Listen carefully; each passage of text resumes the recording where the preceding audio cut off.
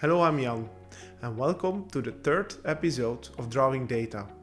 Today we will revisit the data quality management process again. More specifically, we will investigate strategies on how to create a good filter to separate between good data and bad data. Because that's where it's all about. The better you can manage your data quality, the more value you can get from your data. When we look at raw data, we see that it contains different elements. Some of these are valuable, while others might be incorrect or dirty.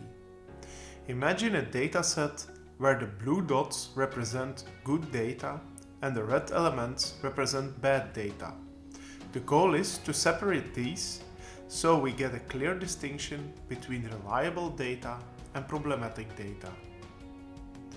To do this, we can use a filter, a sift, which helps us to separate good data from bad data. In the end, the correct data comes out on one side and the unwanted data on the other. But the big question is, how do you build such a filter? What characteristics does it need to effectively select the right data?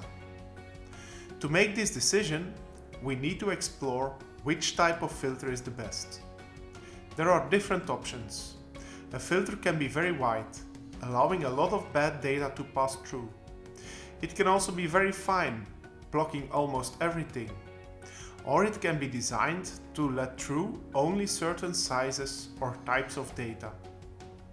The challenge is to find the right balance and choose the filter that works best. There are two ways to do this. The first method is using business rules.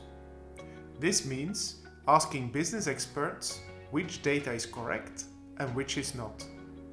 With their knowledge, we can create clear rules.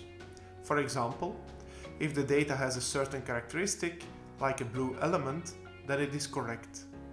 But if it is a red triangle, red circle, a square, it is incorrect. This way, we create business rules that define what data is acceptable and what is not. The second method is data profiling. Instead of using business knowledge, we look directly at the data itself. The raw data is analyzed and divided into different categories. For example, we may see one large blue category with small circles, while other smaller categories contain red elements with different shapes. By studying these characteristics and patterns, we gain insights into what is normal and what is unusual. With the help of analysis and visualization tools, we can detect exceptions and identify data that may cause problems. If we take a step back, we see that the process always starts with raw data that we want to filter. To do this, we need to decide which filter to use. This can be done using business rules or data profiling. In the end, this approach helps us to create an effective filter and implement it in a data quality strategy. That's it for today. Thank you for joining the third edition of Drawing Data.